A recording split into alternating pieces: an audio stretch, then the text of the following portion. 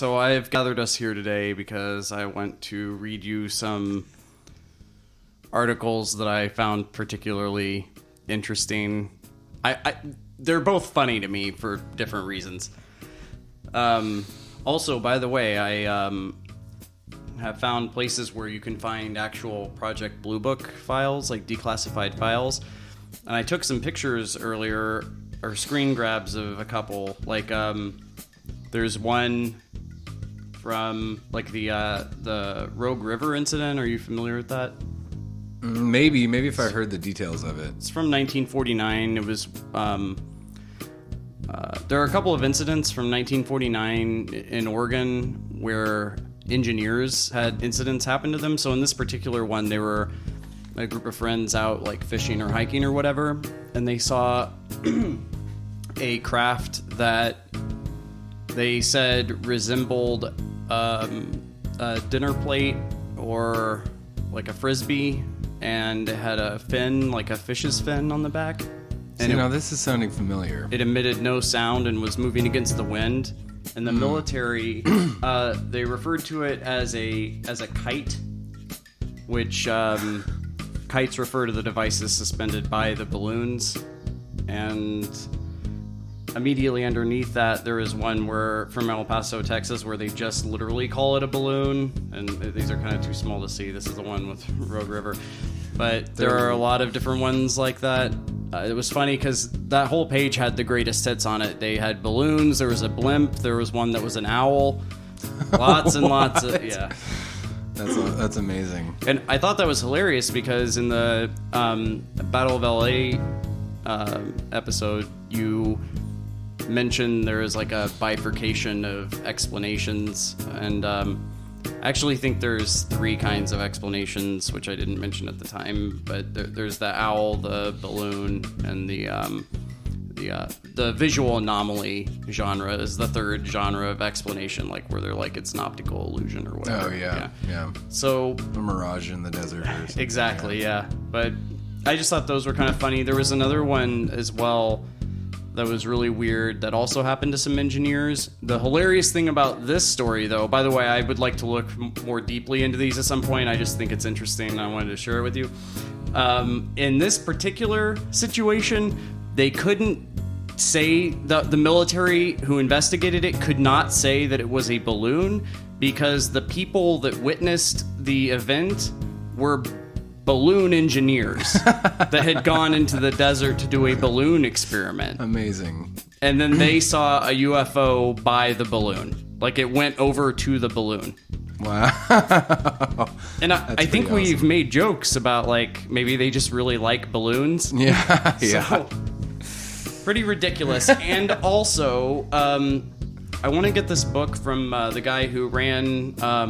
He first ran was it Project Signs that led into Project Blue Book? Project Sign, yeah. Yeah, so he ran that, and then he was the first head of Project Blue Book. This was when, because my understanding is that it started as a legitimate attempt to understand these things, and then eventually became something where now they're just trying to debunk things. The assumption is it's not true, and we're here to debunk it. Right. So the guy, he wrote a book about it, and there's one page where he says he felt like he was playing the front man to a big cover-up, and stated that he felt like, because the reason he left the program was because they started pushing it towards debunking, and he felt like that was like an unscientific approach, and he felt like there was a sincere shift at some point in the early to mid 50s. Yeah. And his speculation, well, he doesn't speculate too much, but I think it's like pretty obvious what he's implying there. But anyway, so all of that is just interesting stuff. Here are these articles.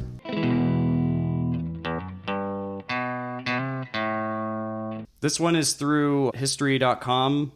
So since it's related to the History Channel, maybe healthy skepticism is... No, man, it's aliens. A little bit warned. Okay. This is called Oh, hey, this was updated on my birthday last year. World War II's bizarre Battle of Los Angeles. Wait, so I gotta interrupt you real quick. Yeah. Is this a recent article or is this? This was written in 2017. Okay. Yeah. Okay, got you. So the articles you're reading to me are not from that time period. This one is from 2017, and then the next one I'm going to read you is from 1992. Okay. And I tried to find sources from immediately after, but I couldn't find any except for the audio clip. So Right. Okay. I think I talk about that in one of the footnotes. I think at the very end, maybe I talked about how it was very frustrating to do any research for that at all because it was all both extremely esoteric details, but also impossible to find original sourcing on. Yeah. Okay. Sorry I interrupted. Oh, you're good. Okay.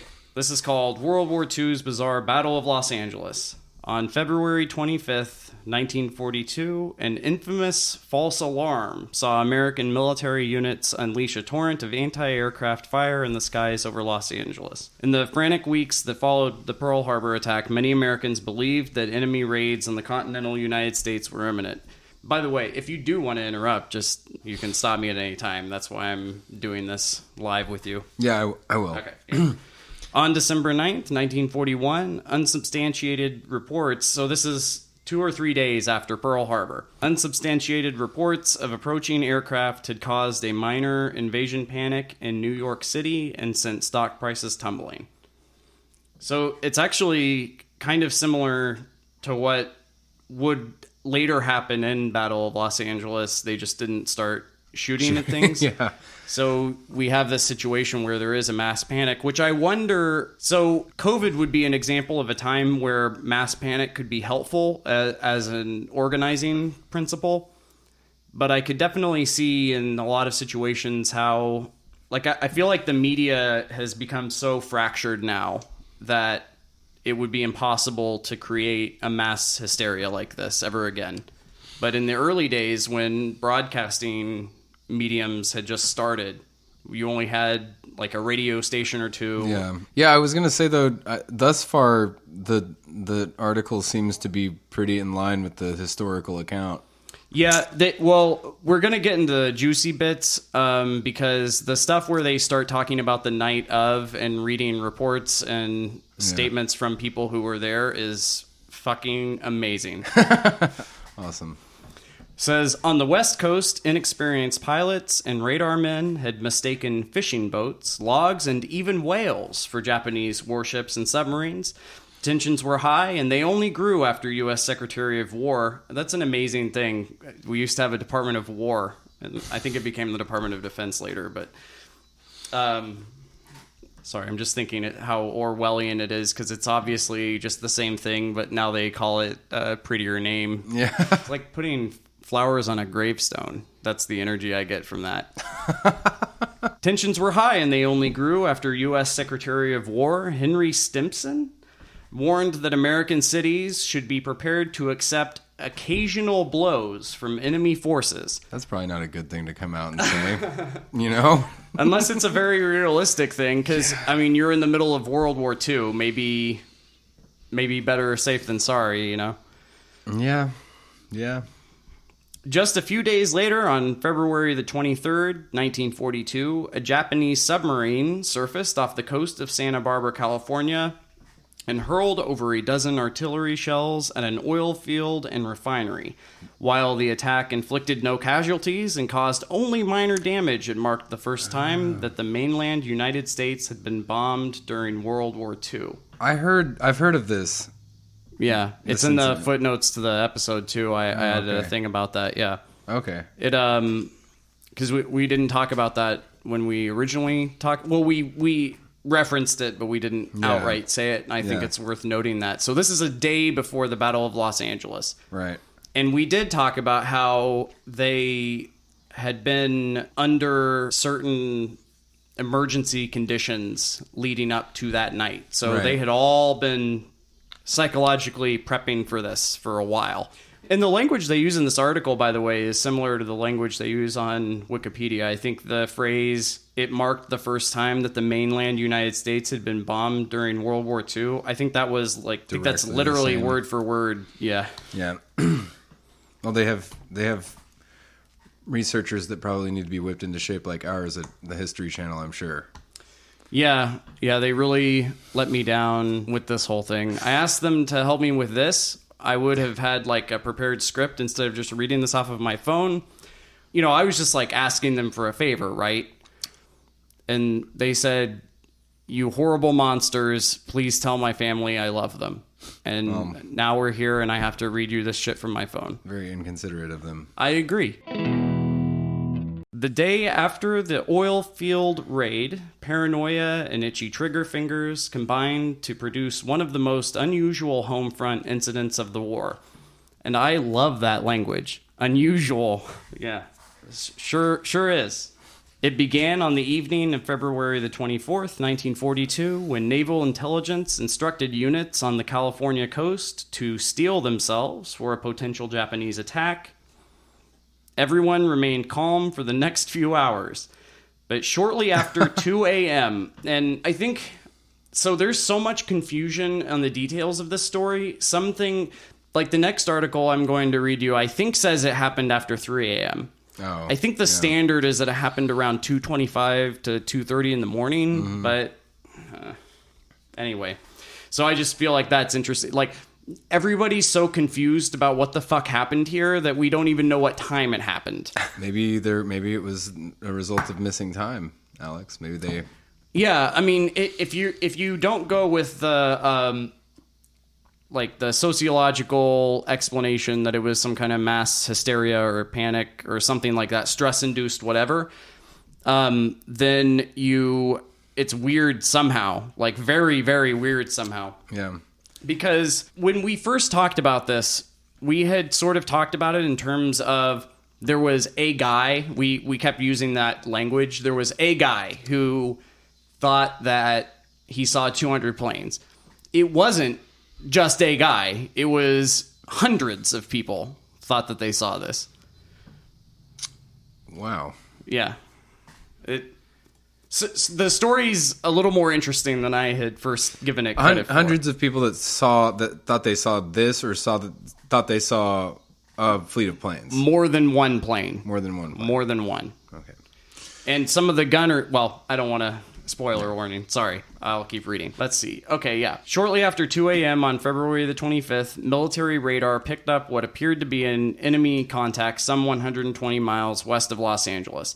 Air raid sirens sounded and a citywide blackout was put into effect. Within minutes, troops had manned anti-aircraft guns and began sweeping the skies with searchlights. I wish I knew what they meant by enemy contact specifically, because if it was a weather balloon, for example, there would be like one, and I know some people like swear that there was a single Japanese scout plane.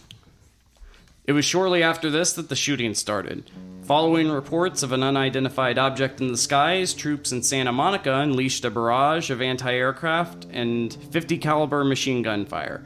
Before long, many of the city's other coastal defenses had joined in. They unleashed so much ammunition. Because it's the Battle of Los Angeles story, every account had a different number, but it was in the thousands. Yeah. Powerful searchlights from countless stations stabbed the sky with brilliant probing fingers, the Los Angeles Times wrote, while anti-aircraft batteries dotted the heavens with beautiful, fingers. if sinister, orange bursts of shrapnel. Probing fingers. Yeah. I really like it. Some of the language, there's a colonel that they quote later that some of the language he uses is really interesting too. But let's see. Chaos reigned over the next several minutes. It appeared that Los Angeles was under attack, yet many of those who looked skyward saw nothing but smoke and the glare of ack fire. Oh, here's where we come up with that quote. Imagination could have easily disclosed many shapes in the sky in the midst of that weird symphony of noise and color, Coastal Artillery Corps Colonel John G. Murphy later wrote. But cold detachment disclosed no planes of any type in the sky, friendly or enemy. That's just his quote. Did he spend time coming up with that, or is that just how he talked? Because that's amazing. Older generation, well, maybe they still do this, but I know that the older generation of like military commanders had that flair of that literary flair, I guess you could call it. They had to, right? Yeah, I mean, a lot of what they're doing is writing and theory and stuff, because they don't have to do any of the actual, I mean, like broad strategic stuff, sure, but they don't have to do none of the day-to-day stuff. Yeah. For others, however, the threat appeared to be very real. Reports poured in from across the city describing Japanese aircraft flying in formation, bombs falling, and enemy paratroopers. There was even a claim of a Japanese plane crash landing in the streets of Hollywood. Quote, "I could barely see the planes, but they were up there all right," a coastal artilleryman named Charles Patrick later wrote in a letter. "I could see 6 planes, and shells were bursting all around them. Naturally, all of us fellas were anxious to get our 2 cents worth in, and when the command came, everybody cheered like a son of a gun." So that guy was not nearly as eloquent as the guy before. No, but you get a real clear picture of like the vibe of that. Yeah. You know? Yeah, for sure. They were excited to be there doing that. Shooting at nothing, maybe. Yeehaw. Yeah. It was only in the light of day that the American military units made a puzzling discovery. There appeared to have been no enemy attack. Quote, "Although reports were conflicting and every effort is being made to ascertain the facts, it is clear that no bombs were dropped and no planes were shot down," end quote, read a statement from the Army's Western Defense Command. Ironically, the only damage during the, quote, "battle" had come from friendly fire. Anti-aircraft shrapnel rained down across the city, shattering windows and ripping through buildings.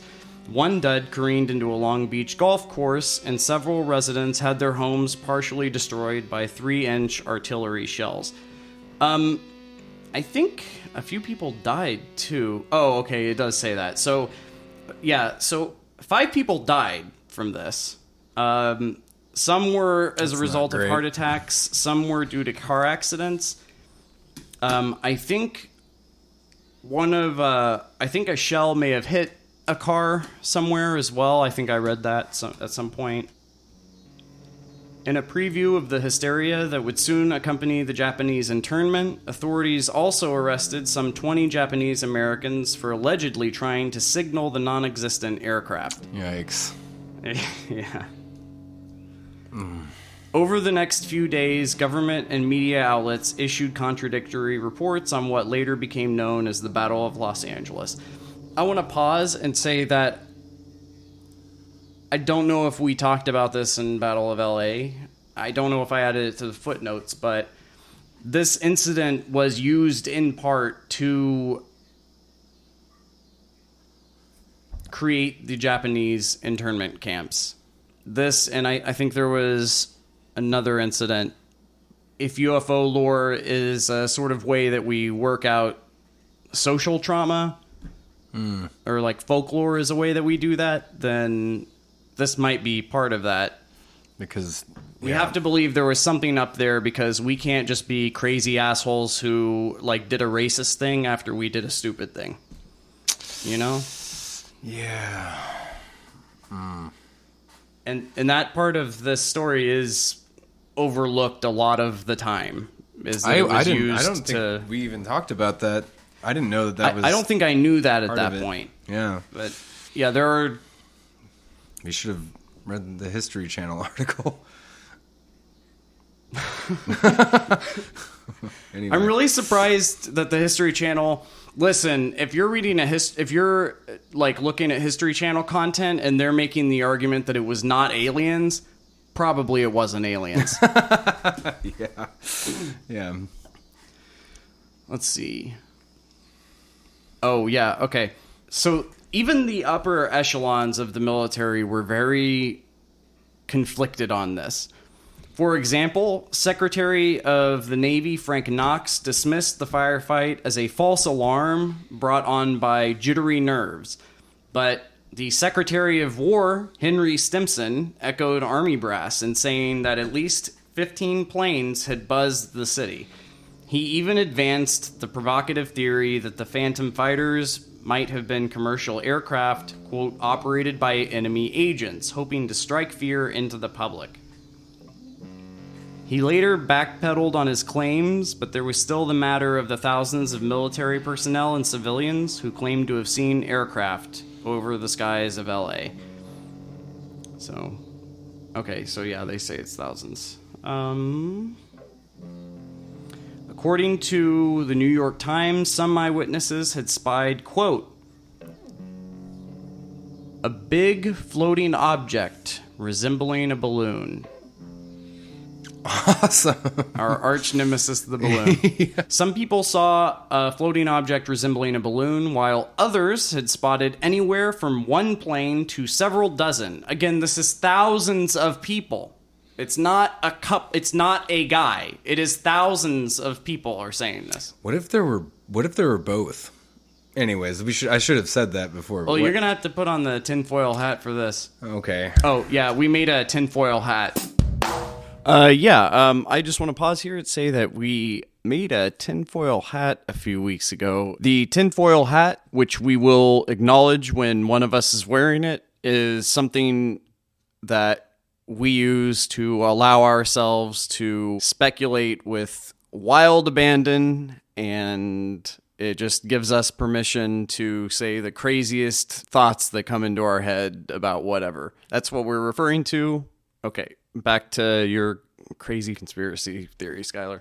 What if there were both the unidentified thing and the identifiable aircraft that looked like, planes or whatever?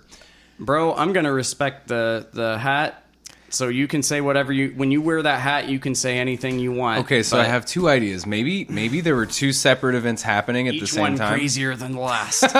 There were two separate events happening at the same time, and maybe there's a breakdown in communication or something. There was very clearly a breakdown in communication. Right. And so... Wow, you got the crazy eyes there for a second. My other idea is what if it was a UFO that had a force field, which is the explanation for nothing ever actually being hit. Sure. And then its force field acts as a cloaking device. Hey, why not? And it just happened to decide, we see these planes flying around here all the time. We're just going to make everyone think that we're a squadron of planes because they don't have a fucking clue what we're doing down on the face of the earth. Really, This is one of those stories that really makes me think that our brains are trying to tell us things about us. If that makes sense. When I talk about psychic trauma or all of those, like that woo-woo language I use sometimes, it's just because I'm trying to describe things that we don't have a vocabulary for. But it's very clear that if thousands of people, like the entire city, this is, at the time it had, I think, 1.5 million people in it, a percentage of them, all at the same time, were having a hallucination together. The same hallucination. Yeah. And part of why this is so mind-blowing to us, maybe because we have not experienced in our lifetimes a level of social cohesion that strong. It's a good point. It's a theory, it's a hypothesis I have about this. Well, we did get close with the whole 9/11 thing. We did. But yes. there wasn't like do you think because of like why wouldn't these kinds of things then occur more frequently after 9/11? Like, I think it's I can't think of another example of that kind of thing. Like people freaking out, other than like just the general like freak out that led to the Iraq War and all of that, which is maybe that's what we got in this case instead of the Battle of LA, which I don't know. It's a really interesting question. If I had to speculate, I would imagine that it would have to do with the fact that even though we have more access to media and each other than we've ever had, it's also become so fractured. Okay, I'm gonna yada yada over this part of our conversation. The point that I am making here is that due to the internet and mass media, you now have a situation where different kinds of ecosystems and feedback loops of information have been created, and a lot of them are separate from each other. So in the 1940s, you would have a few maybe one or two radio stations, and you could be confident that your neighbor is getting the same news and the same information that you are, and you probably listen to the broadcast at the same times even. So you have these two features where both the information itself and also the information consumption process are aligned between you and your neighbor. You probably got the same information from the same source at the same time, and then you process it from that point simultaneously. But nowadays, you can get a push notification on your phone about an article and go talk to your friend, and they haven't seen it. Maybe they are not even in an ecosystem where that might be suggested to them. It might be hours or days before they come into contact with that information. So we all kind of live in our own little information ecosystem, and that leads to an environment in which, even in a best case scenario, you're going to have slight differences. Different sources are going to prioritize different pieces of information. You're going to get those pieces of information at different times from everyone else around you. And even these slight differences compound over time. It's like if you're heading in one direction on a large ship, and then you adjust the direction of the ship by 1 degree, if you continue to move forward, you will eventually be miles and miles and miles away from where you would have been if you had not moved that 1 degree. So this is the best case scenario. This is without editorialization and people offering opinions or interpretations. So once you add those things in, these kinds of things act as a sort of multiplier. So maybe you started out shifting the ship by 1 degree, but it now multiplies the 1 degree into maybe now you've shifted, 10 degrees. So now your baseline understanding of the reality around you is going to be very far removed from the other people that you come into contact with in a way that we probably didn't have back in the day. I don't know that one is better than the other. Well, I have an opinion about what is preferable, but this is not what we're here to discuss. We're not experts in these things. This is... If a dummy like me can figure this out, then I'm sure other people much smarter than me are working on this problem. But the fracturing itself is what I'm mostly interested in, or in this case, the cohesion, because the cohesion in the Battle of LA case led to a disastrous situation in which 5 people died. So you can end up with bad results either way. I just think this is important to note because it is a kind of cohesion that is alien to us in 2021, if you'll pardon the pun. Talking about like the phenomena that you described, which is this like cultural cohesion that happened around 9/11, right? Yes. Well, it kind of resurged during 9/11. I think it had been breaking down for a while because the internet had slowly been spreading out and we had been gaining more channels and things. There was a fracture between institutions and people in the 60s and 70s, which we've already talked about. Yeah. And we will have those episodes edited and uploaded soon. So that's why we don't get these weird incidents now when something traumatic happens. It's interesting, though, because this is a situation where like, if you were just looking at the situation with Battle of Los Angeles, you would look at that and think, well, this is a case where maybe it would have been good to be a little more fractured, because if everybody's having the same hallucination, then every single person believes they're right while also being very, very wrong. So you don't... It's not just that cohesion is valuable. The cohesion has to be there and also correct for it to be effective and good and proper.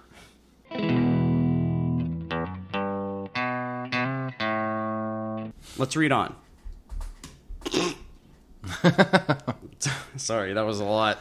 Yeah. that went places. Okay. Okay, this is still the History Channel citing the New York Times. It says, the more the whole incident of the early morning of February the 25th in the Los Angeles district is examined, the more incredible it becomes. What caused the shootout over Los Angeles? The Japanese military later claimed it had never flown aircraft over the city during World War II, providing fuel for a host of bizarre theories involving government conspiracies and visits by flying saucers and extraterrestrials. So, awesome. I guess we're engaging in these bizarre theories, huh? Awesome. I love theory crafting, my dude. Still, the most logical explanation for the firefight is that trigger-happy servicemen and rudimentary radar systems combined to produce a false alarm. In 1983, the Office of Air Force History outlined the events of the LA air raid and noted that my God. I'm sorry. Yeah, okay. We're just trying to get through this. Yeah.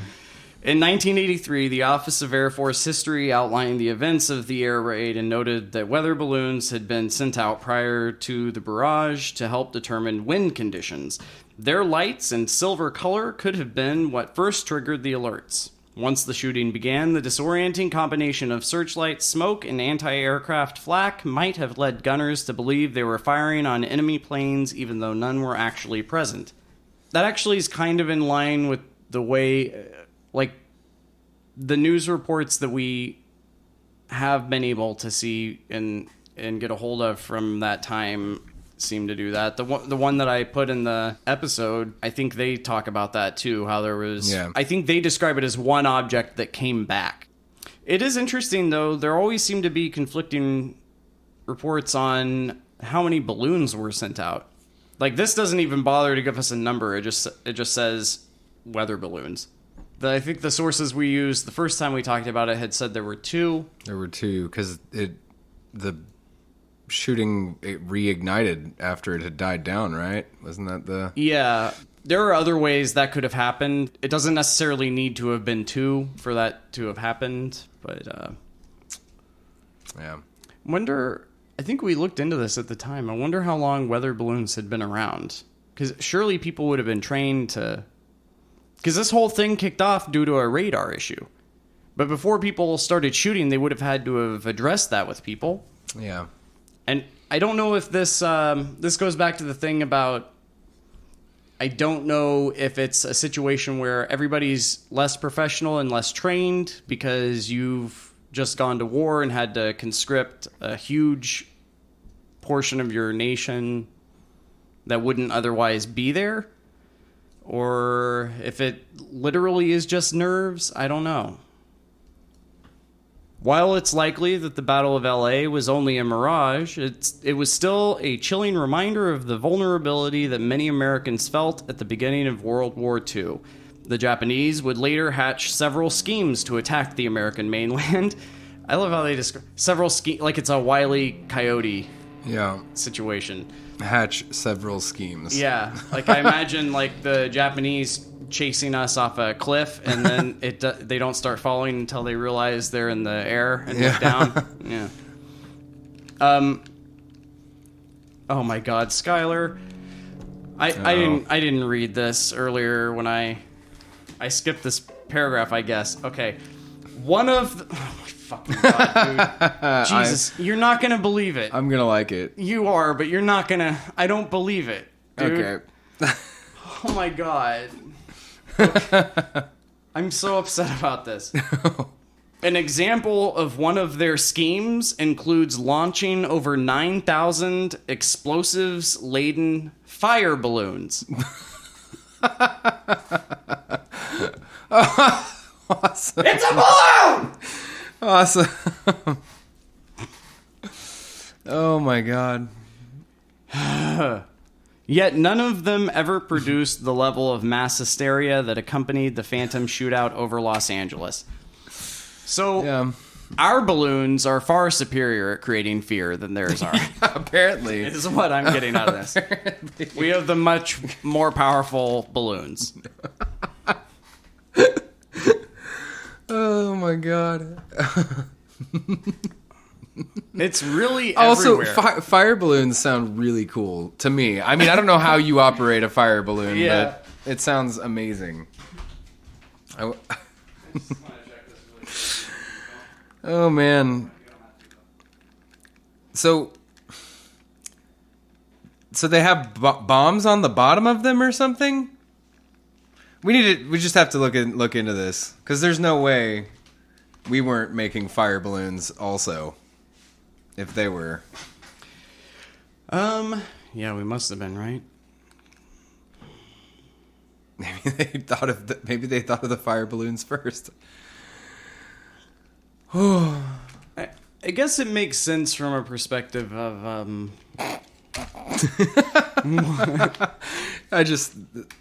It makes sense from a perspective, but anyway, go on. Yeah. You're right, that is a silly thing to say. It's just... So it doesn't require fuel. If you can get the engineering part of it and the chemistry part of it correct, you can make sure it has enough of a whatever chemical reaction that you need happening to get it to wherever you need it to go. And then if you know what the wind conditions are, You can get it there. yeah. But what about this? What if the Japanese had been paying attention to our newspapers and they were like, haha, they tried to blow up their own city because they thought there was a weather balloon. Wow, that's a 200 IQ take, and I think you might be right about that. That makes a lot of sense. They're terrified of balloons. Let's just... You would wish to have that level of control over your enemy. Yeah. On the other hand, it also makes sense why everybody's so fucking scared of us. Because when America's afraid, something's gonna get blowed up real good. Yeah. I mean, even if we get so upset, we blowed up ourselves real good. That's... Yikes. I do like the phrase phantom shootout. It's very Scooby-Doo. Even at the time, many journalists noted that it was fitting that the incident had taken place in the home of the film industry. Okay. All right. It's where they would later fake the moon landing. Oh, right. Okay.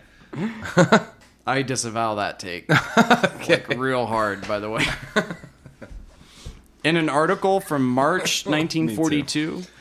Good. I'm glad I had to hear to that. get that in there. Thank you. Okay. In an article from March of 1942, the New York Times wrote that as the world's preeminent fabricator of make-believe, Hollywood appeared to have played host to a battle that was just another illusion. Dang, man.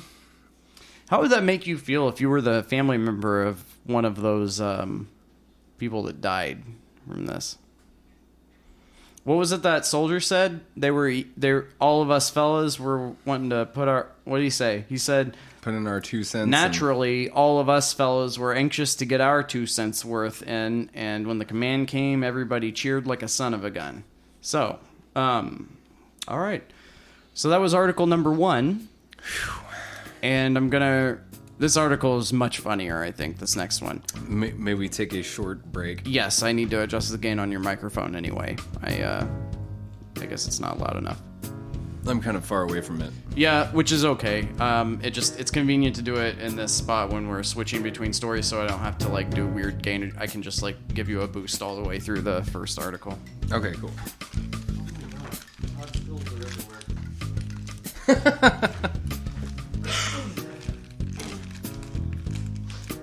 The antacid pills? Yes, the antacid pills. Todd, if you're listening to this, I need you to come back to my house and clean up your fucking pills, okay? I'm sick of finding. It's nice because then I get to have like an additional little moment where I get to think about Todd for a minute. But come on, dude. The shit with the pills has got to stop. You found so many. Yeah. Is that entire bottle empty out? Is that what happened? I don't know. I thought he got most of them,